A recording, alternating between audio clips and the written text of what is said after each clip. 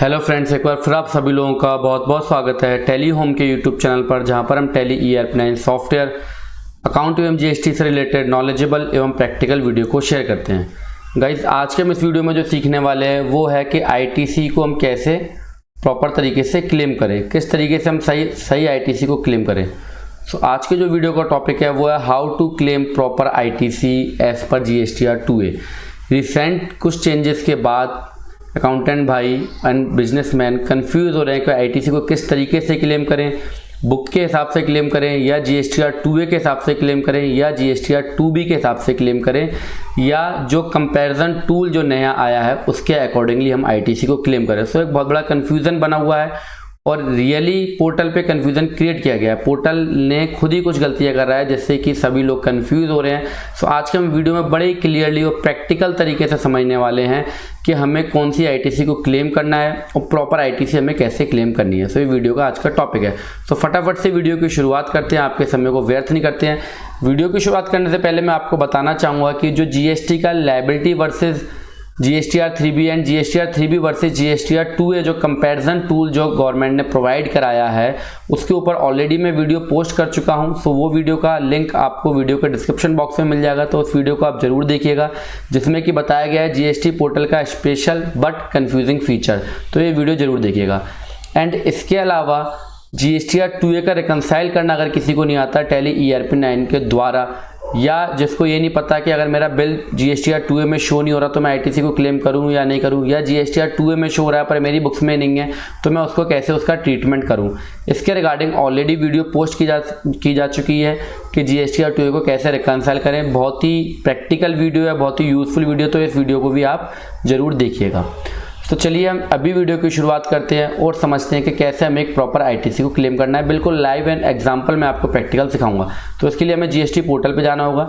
GST portal पे जाने के बाद हम रिटर्न के जब ऑप्शन में आते हैं तो रिटर्न में हमें गवर्नमेंट ने एक ऑप्शन इनेबल किया, tax liability and ITC comparison का एक ऑप्शन इन्होंने इनेबल कर दिया। इसके ऊपर मैं ऑलरेडी वीडियो बना चुका हूँ। तो इस ऑप्शन को अब हम ओपन कर लेते हैं और समझते हैं कि कितना कन्फ्यूजन हमारे पास क्रिएट है और मुझे एक्चुअली कैसे ITC को क्लेम करना है। तो हमने इसको ओपन करा। ओपन करने के बाद हमने यहाँ पे फाइनेंशियल ईयर सेलेक्ट करेंगे 2021। आप किसी भी फाइनेंशियल ईयर का यहाँ पे ओपन कर सकते हो, ये गवर्नमेंट ने एक अच्छा फीचर दिया है। तो इसको जैसे हम ओपन करते हैं तो हमारे पास ITC liability and ITC statement सबसे पहले एक समरी आ जाती है। क्या आ जाती है? समरी। इसके बाद हमारे पास 5 ऑप्शन और हैं जो कि नीचे, जिनके ऊपर मैं 1 बाय 1 पहले बता चुका हूँ पिछली वीडियो में, फिर भी थोड़ा सा मैं इसको प्रकाश डाल देता हूं, उसके ऊपर फोकस कर देता हूं। इसके अलावा जो 5 और फीचर हैं वो क्या है कि tax liability other than export reverse charge. पहले पॉइंट में आपको क्या मिलेगा? Tax liability other than export. Export के अलावा जो आपकी लायबिलिटी बन रही है, मतलब डोमेस्टिक सेल के ऊपर जो आपकी लायबिलिटी बन रही है। Tax liability due to reverse charge, ये सेकंड नंबर कॉलम में मिलेगा। Tax liability due to export and SEZ supplies, अगर आपको एक्सपोर्ट के द्वारा कोई लायबिलिटी बन रही है तो वो थर्ड नंबर कॉलम में। Input tax credit claim and due other than import of goods, आप अगर गुड्स का इंपोर्ट करते हो उसके अलावा जो आपकी ITC। And input tax credit claim and due import of goods की ITC। तो ये 5 कॉलम हमारे पास यहाँ पर है। बेसिकली जो हमारा ज़्यादा फोकस रहता है वो 4th नंबर कॉलम पे रहता है एंड 1st नंबर पे, क्योंकि इंपोर्ट वाला केस जो है थोड़ा कम है और एक्सपोर्ट वाला केस कम है। तो यहाँ पर जो हमारे पास समरी जो तैयार हुई, समरी में हमारे पास क्या क्या ऑप्शन है? पहला option tax liability as per GSTR 1, tax liability as per GSTR 3B, दोनों ही हमारे कॉलम है। 3B भी हम ही भरते हैं, GSTR 1 भी हम भरते हैं। तो इसका तो कोई बहुत ज़्यादा जो है डिफरेंस नहीं रहता। जो आप 3B में फिगर देते हो वही आप GSTR 1 में देते हो। अगर 3B में आपने कुछ और दिया, GSTR 1 में कुछ और फिगर दिया तो यहाँ पर जो है आपको रेड निशान या आपको यहाँ पर मिसमैचेस मिलेंगे। अभी देखिए यहाँ पर जैसे 8001 और 8086 है तो कोई वेरियंस नहीं है, ठीक है। एंड जो सेकेंड कॉलम जो है उसमें क्या है? ITC claimed in GSTR 3B and accrued as per GSTR 2B and 2B, जो कि रिपोर्ट कहाँ से तैयार होगी? है रिपोर्ट नंबर 4 एंड 5। ये कहाँ से तैयार हो रही है? नीचे जो मैंने अभी आपको पॉइंट बताया, report number 4 and 5। ITC claim and due other than import, ITC claim and due import of goods. तो 3B हम अपने आप भरते हैं, 2A और 2B का डाटा पोर्टल ऑटो पॉपुलेटेड करता है। तो यहाँ पर हम जो बात करने वाले हैं वो हम बात करने वाले हैं जुलाई के महीने की। कौन से महीने की? जुलाई के महीने की। देखिए जुलाई का महीना, जुलाई के महीने में मैंने जो आईटीसी क्लेम की है वो 32,153 रुपये की है। मैं आपको यहाँ पर प्रॉपर बताने वाला हूँ कि 3B से फाइल करने से पहले, 3B को फाइल करने से पहले आपने अपनी किस तरीके से आईटीसी को क्लेम करना है और कैसे आपको मिलाना है पोर्टल पे। पोर्टल पर अब अभी सही आईटीसी नहीं आ रही है, तो आपने कैसे मिलाना है जिससे कि आप ना तो गलत आईटीसी क्लेम करो और ना ही आपकी आईटीसी मारी जाए।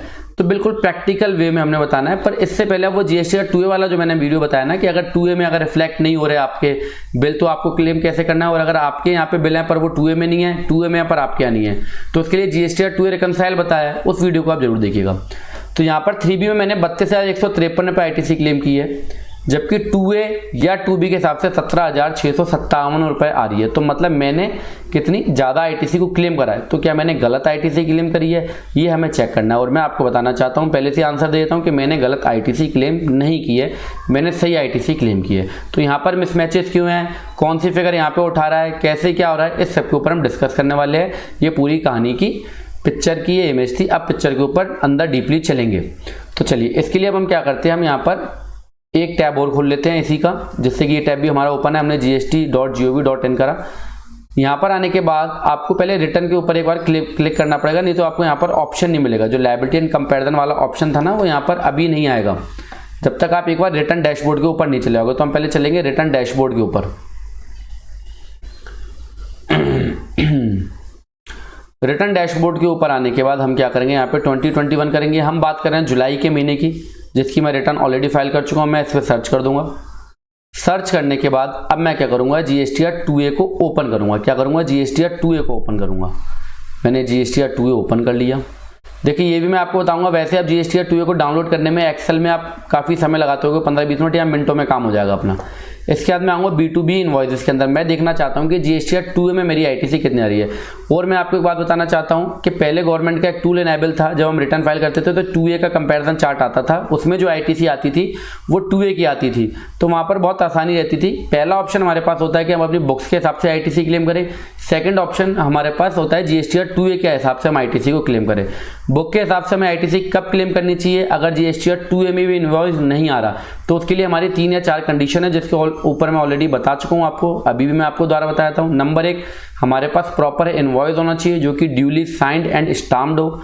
नंबर 2, हमने एक्चुअली गुड्स या सर्विस को रिसीव किया हो। नंबर 3, उस इनवॉइस का हमारे पास पेमेंट का एविडेंस होना चाहिए कि मैंने उस इनवॉइस का पेमेंट करा है, इसका मतलब मैंने उसका टैक्स को जमा कर दिया है। तो इस तरीके से हम आईटीसी को क्लेम कर सकते हैं अगर वो जीएसटीआर 2A में भी रिफ्लेक्ट नहीं हो रहा है। ठीक है, तो यहाँ पर हम 2A हमने जुलाई का ओपन कर लिया, ये जुलाई का 2A है, इसको अपने ओपन कर लिया। ओपन करने के बाद हम B2B इनवॉइस को यहाँ पर जो है चेक करेंगे। B2B इनवॉइस के आने के बाद यहाँ पे नीचे का आपको ऑप्शन मिलेगा डाउनलोड डॉक्यूमेंट CSV, तो हम इसको डाउनलोड कर लेंगे और ये हमारी 1 मिनट में ही डाउनलोड हो जाती है। कितने मिनट में, 1 सेकंड में बल्कि डाउनलोड हो जाती है। बस क्लिक करो, डाउनलोड हो जाती है। बाहर से अगर आप इसको क्लिक करोगे तो आपको 15 से 20 मिनट एक्सेल में डाउनलोड होने में लगता है।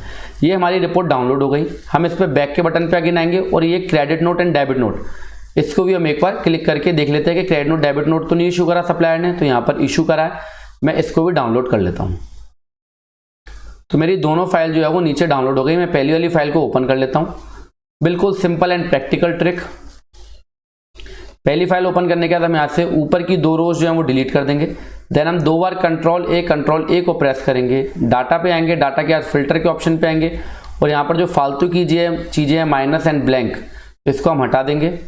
इसके बाद हमारे पास देखिए ऊपर ये जो है सारा आ गया, taxable value, CGST, SGST, IGST। देखिए हमारे पास ऊपर सारी चीज़ें आ गई हैं। Taxable value, IGST, CGST and SGST, ये मेरी 2A की है। मतलब इस महीने के अंदर जिन्होंने जुलाई के जिन से मैंने सप्लाई लिया ये उनका 2A है, जो उन्होंने अपनी GSTR 1 रिटर्न को फाइल किया। अब हम इन सबका टोटल कर लेते हैं टैक्सी वैल्यू का। ये हमने ऑल्ट इक्वल टू दबाया और टोटल हमारा हो गया नीचे। इसके बाद मैं इसको आपको एक बार जूम करके दिखाता हूँ। मेरे पास जो आईटीसी है IGST के हेड में 36,714, 113 और 113 CGST और SGST के हेड में ये मेरी आईटीसी एज पर GST का 2A में यहाँ लिख लेते हैं। ITC as per GSTR 2A, ठीक है, और उसको हम कर लेते हैं हाईलाइट।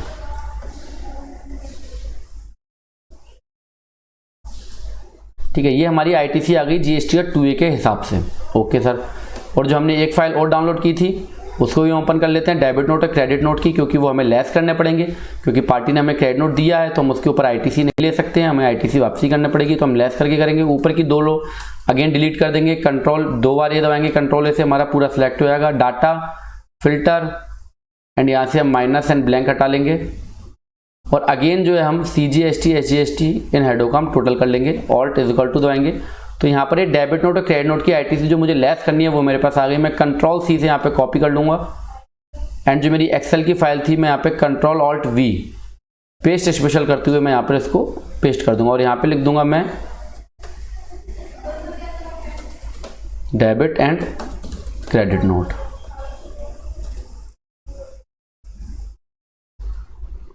ठीक है, इसके बाद हमें क्योंकि ये लेस करनी है तो हम इसमें से क्या करेंगे, 36,714 में से लेस कर देंगे, और ये मेरी जो है नेट आईटीसी जो कि मुझे क्लेम करनी है। तो यहाँ पर मैं एक लाइन और लिख लेता हूँ, आईटीसी टू बी क्लेम्ड। ठीक है भैया, तो ये पूरी पिक्चर हमारी बनके तैयार हो गई। वीडियो को बड़े ध्यान से समझिएगा, तभी आपको पूरी कहानी जो है वो समझ में आएगी।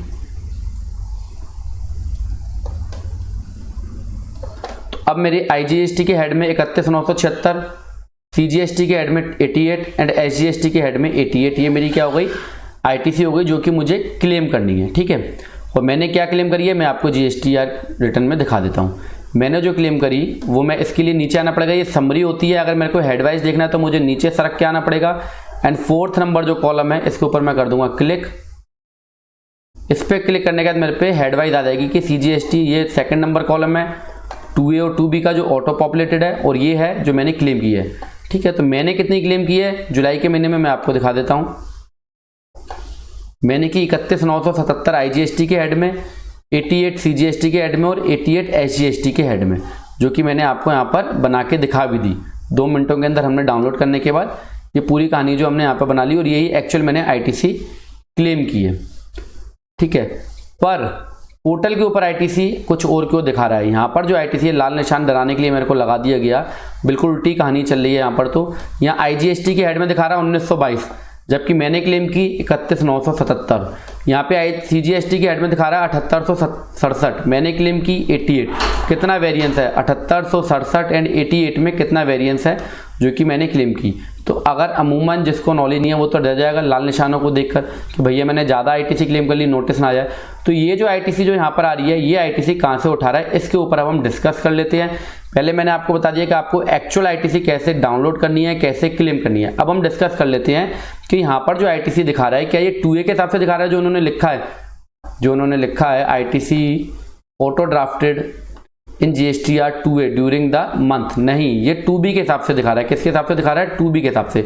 2B और 2A में अंतर क्या होता है ये पहले मैं आपको थोड़ा सा और बताता हूँ, हालांकि मैं पिछली वीडियो में बता चुका हूँ, तो मैं आपको ये और बताता हूँ जिससे कि आपकी और पिक्चर क्लियर हो जाए। GSTR 2A क्या है, GSTR 2A ITC auto drafted लिखते हैं हम पहले, ऑटो ड्राफ्टेड आईटीसी स्टेटमेंट है फॉर पर्टिकुलर मंथ। सर समझ में नहीं आई बात, क्या कह रहे हो। पर्टिकुलर मंथ का मतलब अगर किसी ने फरवरी की अपनी रिटर्न, फरवरी का GSTR 1 उसने अगस्त में आके फाइल किया, सितंबर में फाइल किया, तो उसका जो इनवॉइसेज हैं वो किस में दिखाएगा, फरवरी के GSTR 2 में। अगर किसी ने फरवरी की रिटर्न अगस्त में आके फाइल की है तो वो फरवरी के GSTR 2A में दिखाएगा, मतलब वो जिस महीने का होगा उस महीने के 2A में रिफ्लेक्ट होगा।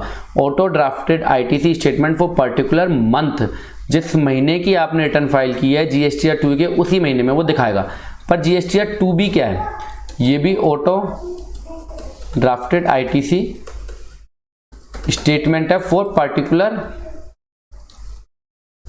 Period, for particular period. ये किसके लिए, पर्टिकुलर पीरियड के लिए। मतलब अगर मैंने सितंबर के महीने के अंदर या जुलाई के महीने के अंदर या अगस्त के महीने के अंदर फरवरी की रिटर्न फाइल की है तो वो GSTR 2B के अगस्त में दिखाएगा।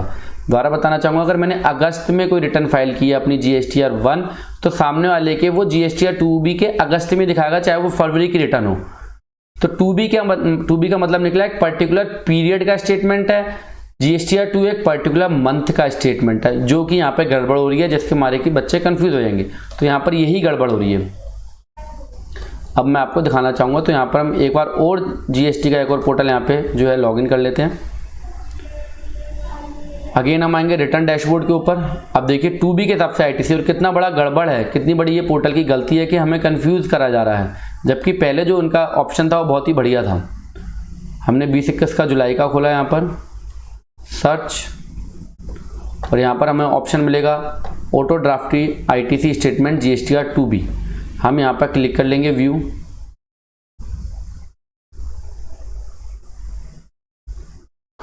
व्यू में आने के बाद हमने देखी all other ITC supplies from registered person, इसके ऊपर क्लिक भी क्या करना है, यहीं पे देखिए सब कुछ लिखा है, क्लिक करने की जरूरत नहीं है।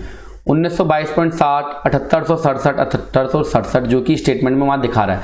तो ये ऐसा क्यों दिखा रहा है, देखिए यहाँ पर स्टेटमेंट में ये दिखा रहा है 1922, 78.67, 7867.40, 7867.40, यही यहाँ पर दिखा रहा है, जबकि हमने क्लेम बिल्कुल इसकी विपरीत हमने क्लेम की है। ठीक है, तो ऐसा क्यों दिखा रहा है ये, इसके ऊपर हम डिस्कस कर लेते हैं। तो हमें यहाँ पर कॉलम पे एक बार क्लिक करना पड़ेगा, ये एरो के निशान पे, एंड B2B इनवॉइसेस के ऊपर क्लिक कर देंगे। इसके बाद हम थोड़ा सा इसको यहाँ पे सरकाएंगे,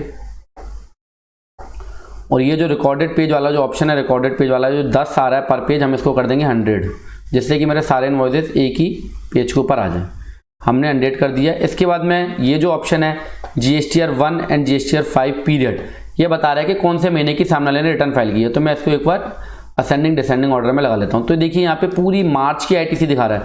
GSTR 2B मार्च, जून, जुलाई, हम बात करें तो जुलाई की केवल, तो जुलाई की नहीं बल्कि तो मार्च, जून, जुलाई सारे दिखा रहा है। या फिर आप यहाँ पे एक सप्लायर वाइज डिटेल का आपको ऑप्शन मिल जाएगा। ये थोड़ी लंबी डिटेल हो रही है तो हम शॉर्ट देख लेते हैं। सप्लायर वाइज डिटेल, यहाँ पर हम इसको थोड़ा सा सरकाएंगे और यहाँ पर आ जाएंगे, हम इस पर क्लिक कर लेंगे। तो देखिए यहाँ पर जो दिखा रहा है कुल जुलाई के 3 इनवॉइस हैं, जुलाई के 3, उसके अलावा तो जून के और मार्च के हैं। तो इसलिए ये आईटीसी जो है गड़बड़ आ रही है। GSTR 2B क्या है, आपने किसी भी महीने की रिटर्न फाइल की तो करंट मंथ में आपको दिखाएगा, अगर आपने करंट मंथ में वो रिटर्न को फाइल की है।